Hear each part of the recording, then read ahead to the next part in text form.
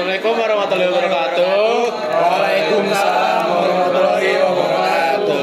Ya, jadi kali ini kita bakal mengadakan konferensi dari para ahli, mulai dari teori asal-usul kehidupan dan juga teori revolusi. Jadi sini udah berkumpul 8 ahli ya dari masing-masing teorinya. Langsung aja ke yang pertama, yaitu dari teori asal-usul kehidupan. Dimulai dari teori abiogenesis yang akan dibawakan oleh Francesco Redi. Jadi Francesco Redi itu siapa sih? Francesco Redi ini adalah seorang fisikawan dan juga peneliti asal Italia. Dia ini lahir pada tanggal 18 Februari tahun 1626 di Arezzo. Ayahnya juga adalah seorang fisikawan terkenal di Italia.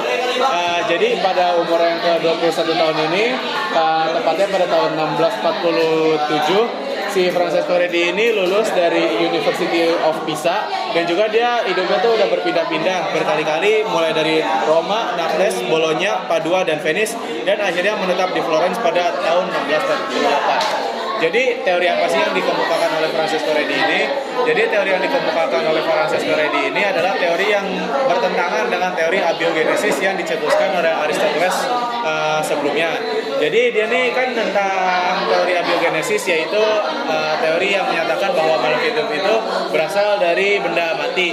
Jadi dia percayanya itu makhluk hidup ya berasal dari makhluk hidup sebelumnya. Nah, gimana cara dia membuktikan ini? Dia membuat 3 percobaan, yaitu dia menyediakan 3 toples, dan juga masing-masing itu dimasukin daging satu-satu gitu ya toplesnya. Nah, bedanya itu yang satu itu toplesnya kebuka, yang satu toplesnya ketutup, yang satu lagi ketutup sama kain. Nah, dari 3 toples ini menghasilkan 3 hasil yang berbeda. Masing-masing itu, yang pertama toples yang kebuka itu di dalam kan ditunggu beberapa hari ya sama dia. Nah, dagingnya itu membusuk. Di toples yang terbuka itu nanti bakal ada belatung di atas dagingnya. Nah, sementara di yang kedua itu, yang toplesnya tertutup, itu nggak ada apa-apa, cuma dagingnya itu membusuk aja. Nah, yang ketiga itu yang ditutupin oleh kain, itu nanti bakal ada belatung di atas kainnya. Nah, dari ketiga percobaan ini, dia mengambil kesimpulan, yaitu yang pertama, omne vivum ex ovo, yaitu artinya adalah makhluk hidup berasal dari telur. Terus yang kedua itu omne ovum ex vivo, yaitu artinya telur berasal dari makhluk hidup, dan juga omne vivum ex vivo, makhluk hidup berasal dari makhluk hidup sebelumnya. Jadi maksudnya apa? Yang pertama itu, ketika dagingnya itu membusuk, lalat bakal datang ke dagingnya. Nah, si lalat itu bakal naruh telurnya itu di daging yang membusuk, dan telurnya itu bakal jadi belatung. Nah, di yang kedua itu karena tertutup, maka lalat nggak datang ke situ. Nah, di yang ketiga itu kan yang tadi bakal muncul belatung di atas kainnya, yaitu karena tadi lalatnya itu malah naruh telurnya itu di atas kainnya. Makanya dia bisa mengambil kesimpulan yang ketiga tadi. Kenapa? Karena ya makhluk hidup itu menghasilkan telur. Jadi lalat itu menghasilkan telur, dan juga lalat itu ya berasal dari telur berasal dari lalat, kayak gitu. Nah, warisan dari si teori Francesco Redi ini yaitu banyak peneliti lain atau ilmuwan lain yang menyetuskan teorinya masing-masing atas teori asal-usul kehidupan, ya itu tepatnya di yang bagian biogenesis. Dan juga mungkin untuk dipelajari masa kini, teori dari Francesco Redi ini mungkin juga masih kurang sempurna karena masih ada pertentangan dari yang teori abiogenesis, karena mereka bilang bisa aja telur lalatnya itu udah ada sebelumnya di dalam dagingnya itu, sebelum dagingnya itu membusuk gitu. Jadi teori selanjutnya itu nanti bakal ada teori yang disempurnakan lagi untuk membalas lagi teori abiogenesis yang yang dicetus oleh Spallanzani. Lazarus Spallanzani adalah dia melakukan pembuktian bahwa munculnya organisme berasal dari organisme lain yang hidup. Spallanzani melakukan pengujian dengan memanaskan air kaldu rebusan daging di 2 tempat yang berbeda. Wadah pertama dibiarkan terbuka dan menjadi keruh disebabkan adanya aktivitas mikroorganisme yang berasal dari udara bebas. Sehingga Spallanzani berhasil membuktikan bahwa organisme tidak bisa lahir dari benda mati, melainkan berasal dari makhluk hidup lain yang berasal dari udara bebas. Percobaan Spallanzani masih kurang untuk dapat membantah teori abiogenesis, karena teori abiogenesis berpendapat bahwa udara tidak membawa mikroba. Namun udara sendirilah yang memberi kehidupan dengan gaya hidupnya. Lazaro menentang teori Nadam. Ia menjelaskan alasan Nadam karena tidak merebus tabung sampai organisme itu terbunuh. Selain itu, Nadam juga tidak menutup bagian atas tabung dengan rapat sehingga organisme yang masuk berkembang di dalamnya. Lazaro Spallanzani lahir 12 Januari 1729 dan wafat pada 12 Februari 1799. Ia merupakan pendeta Katolik di Itali yang ahli biologi dan fisiologi. Ia merupakan seorang putra pengacara terkemuka. Dia diangkat sebagai profesor logika, metafisika, dan Yunani pada tahun 1754 di Reggio College dan profesor pada tahun 1760 di Universitas Modena. Sekian teori Lazaro Spallanzani. Lanjutkan teori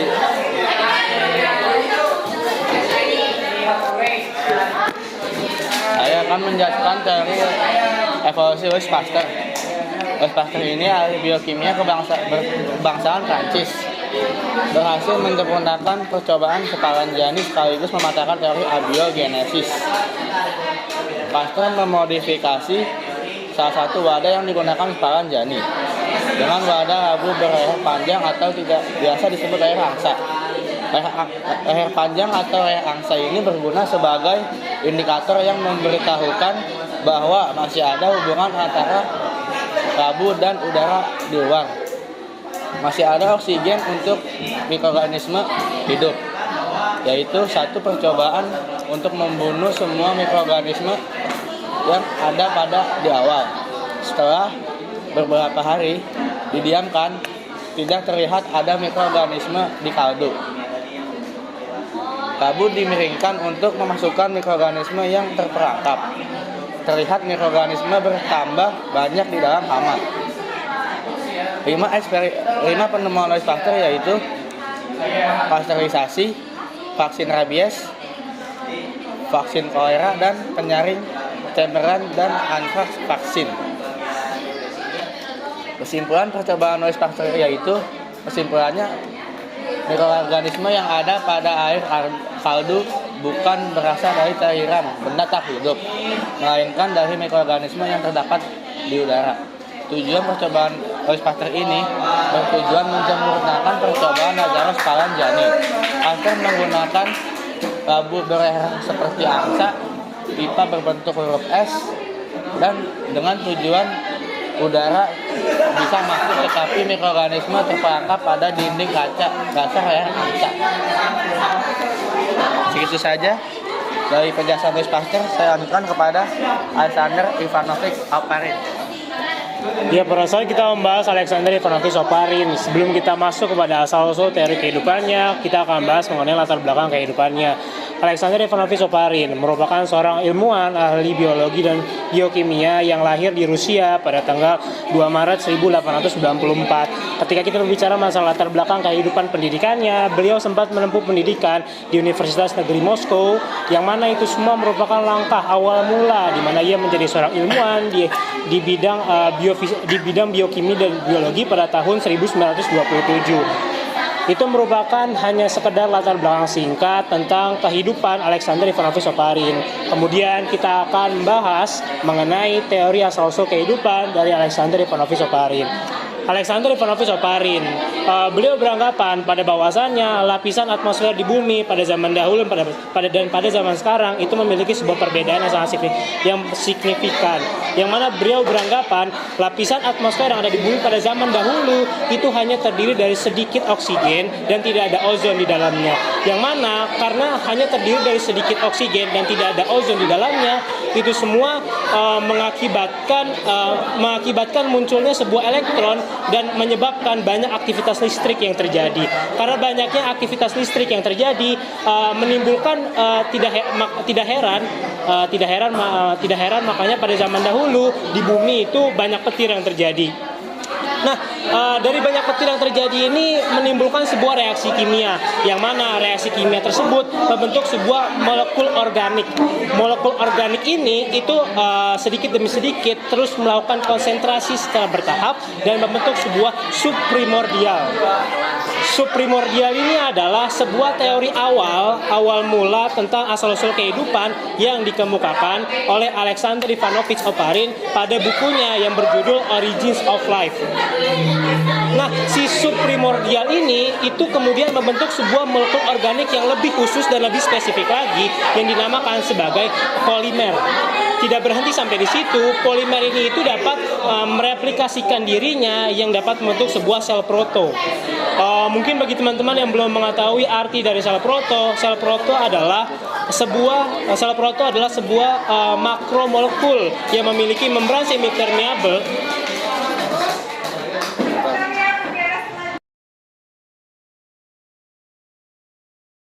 Ya, tadi kita sudah membahas sampai subprimordial. Nah, tidak berhenti sampai di situ. Subprimordial ini kemudian membentuk sebuah molekul organik yang lebih kompleks, yang lebih spesifik, hingga pada akhirnya membentuk sebuah polimer. Nah, polimer ini dapat mereplikasikan dirinya menjadi sel proto. Nah, bagi teman-teman yang belum tahu dan belum mengerti mengenai sel proto itu merupakan sebuah makromolekul yang memiliki membran semipermeable yang memiliki kemampuan untuk bisa memisahkan dirinya dari lingkungan luarnya. Nah, si sel proto ini adalah sebuah teori asal-usul kehidupan yang dikemukakan atau dicetuskan oleh Alexander Ivanovich Oparin dalam menemukan asal-usul kehidupan. Yang mana sayangnya asal-usul teori kehidupan yang dikemukakan olehnya ini banyak ditentang oleh para ilmuwan, karena menurut para ilmuwan itu semua tidak sesuai dengan kondisi bumi di zaman sekarang. Mungkin sekian yang bisa saya sampaikan dari Alexander Ivanovich Oparin. Beralih kepada teori Urey.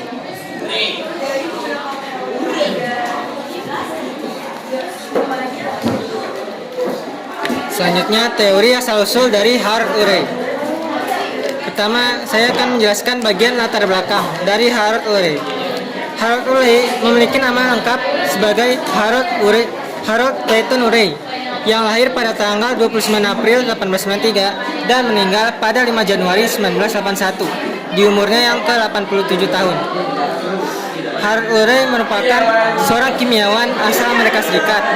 Ia lahir di Walkerton, Indiana, Amerika, dan meninggal di La Jolla, California, Amerika. Ia mendapat gelar sarjana di bidang zoologi dari Universitas Montana dan dokter dalam bidang kimia karena mempelajari termodinamika di bawah bimbingan Gilbert N. Kita akan masuk ke teori asal-usul Urey. Konsep yang dikemukakan oleh Harold Urey menyatakan bahwa kehidupan berasal dari zat anorganik yang berubah menjadi molekul organik, yang berubah menjadi makromolekul organik. Konsep awal ini dikemukakan oleh ilmuwan Rusia bernama Alexander Oparin dan ilmuwan Inggris bernama J.B.S. Haldane. Oparin Haldane menegaskan bahwa kehidupan berasal dari evolusi bertahap molekul organik ke polimer yang lebih kompleks. Harold Urey dan muridnya yaitu Stanley Miller melakukan uji coba yang sederhana dengan mencampur amonia, metana, hidrogen ke dalam air dan diberi percikan listrik untuk mensimulasi petir. Campuran ini adalah faktor abiotik yang diperkirakan sebagai kondisi awal atmosfer bumi sebelum terjadinya kehidupan. Sedangkan petir sebagai faktor pemicu terbentuknya kehidupan di bumi.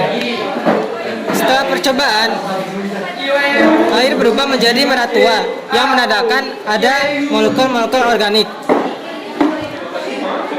Urey dan Miller menemukan berbagai jenis asam amino, gula, lipid, dan molekul organik lainnya. Namun tidak terdapat sel organik kompleks seperti DNA maupun protein. Nah, hasilnya percobaan ini menunjukkan bahwa asal-usul kehidupan terbentuk dari molekul organik yang terbentuk dari molekul anorganik yang lebih sederhana.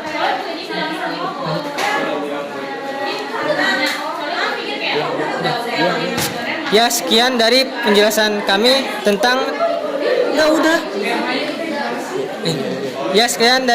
sekian penjelasan kami mengenai teori asal-usul dan evolusi dari beberapa ahli. Wassalamualaikum warahmatullahi wabarakatuh. Sekarang kami akan menyampaikan mengenai teori-teori evolusi yang dimulai dari teori yang diberikan oleh Jean-Baptiste Lamarck. Jean-Baptiste Lamarck sendiri merupakan seorang bangsawan yang lahir pada tanggal 1 Agustus 1744. Lamarck sendiri akan terus menempuh pendidikan hingga akhirnya dia akan menjadi seorang dosen di salah satu universitas di Prancis.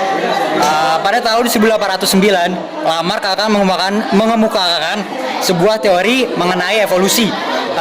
Teori ini teori yang diberikan Lamarck yakni membahas tentang sifat-sifat yang dialami oleh seorang induk akan diteruskan kepada anaknya. Contoh yang dia berikan ketika menyampaikan teori ini adalah contoh yang dialami oleh hewan jerapah. Dia percaya bahwa dulu jerapah berleher pendek, namun karena makanan yang hanya tersedia di dahan yang tinggi, jerapah kemudian berevolusi hingga memiliki leher yang panjang. Namun teori ini memiliki beberapa kekurangan yang kelak akan dibahas oleh oleh Augustus Weismann.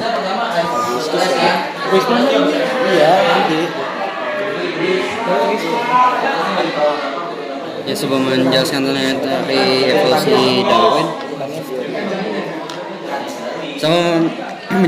teori evolusi Darwin, siapa itu Charles Darwin? Charles Darwin ialah seorang penulis dan geologis Inggris paling dikenal untuk kontribusinya terhadap biologi evolusioner, yang lahir pada tanggal 12 Februari 1809 di Britain Raya dan wafat pada tanggal 19 April 1882. Ide teori evolusi bermula dari pertanyaan-pertanyaan awal Darwin atas temuannya. Di samping hewan pengerat sebesar badak, Darwin juga menemukan fosil mirip armadillo raksasa dan sloth raksasa. Temuan tersebut membuat Darwin bertanya, apakah ada hubungannya hewan-hewan lama pada zaman dahulu dengan hewan-hewan yang hidup pada saat ini juga. Dan juga hewan-hewan yang hidup saat ini juga berhabitat di tempat-tempat habitat saat yang ditinggali hewan-hewan lama tersebut. Darwin juga mendapati pulau dengan penuh bunga daisy dan matahari yang dapat tumbuh di setinggi pohon.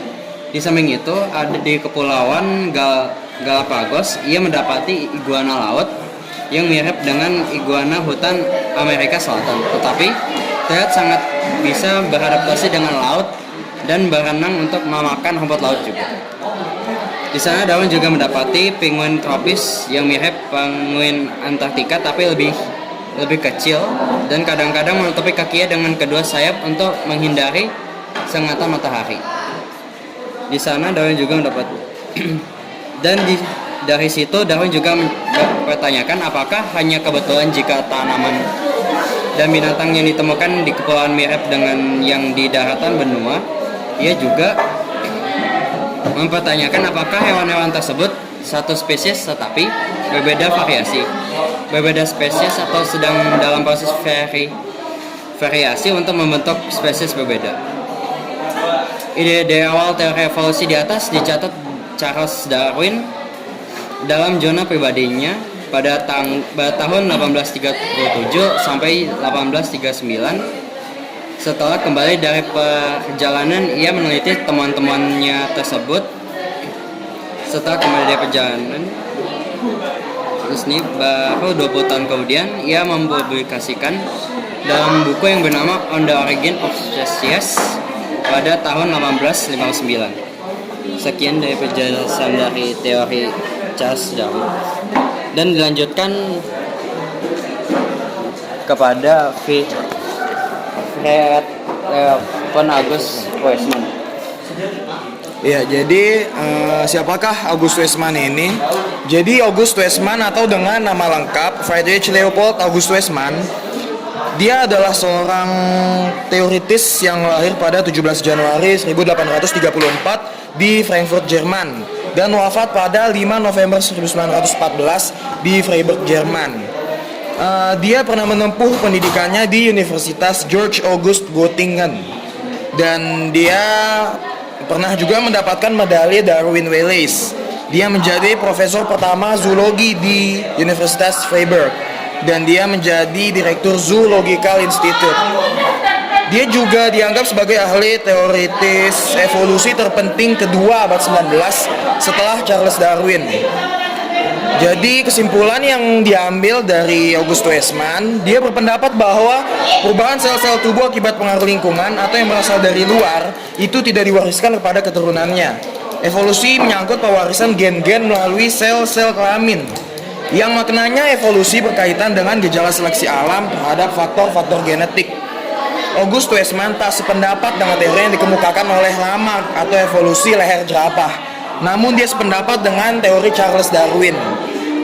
Untuk membuktikannya, August Weismann pernah melakukan sebuah penelitian yang dia menikahkan tikus yang sudah ekornya dipotong dengan sesama tikus yang ekornya telah dipotong, dan telah dibuktikan bahwa keturunan sebanyak berkisar kurang lebih 20 keturunan dari tikus tersebut yang ekornya tetap ada dan tidak terpotong mengikuti leluhurnya tadi yang ekornya sudah dipotong. Jadi kesimpulannya adalah sel-sel tubuh yang berubah akibat pengaruh lingkungan dari luar seperti yang telah dikemukakan oleh Lamarck tadi seperti leher jerapah itu tidak diwariskan kepada keturunannya. Evolusi itu menyangkut pewarisan gen-gen melalui sel-sel kelamin saja, tidak dari luar atau pengaruh lingkungan. Ya, jadi itu saja kesimpulan yang dapat saya berikan dari August Weismann, dan juga saya sebagai ahli terakhir yang telah menyimpulkan kami semua di sini. Terima kasih telah mendengarkan 8 ahli ini. Mohon maaf atas kekurangannya. Wassalamualaikum warahmatullahi wabarakatuh. Waalaikumsalam warahmatullahi wabarakatuh.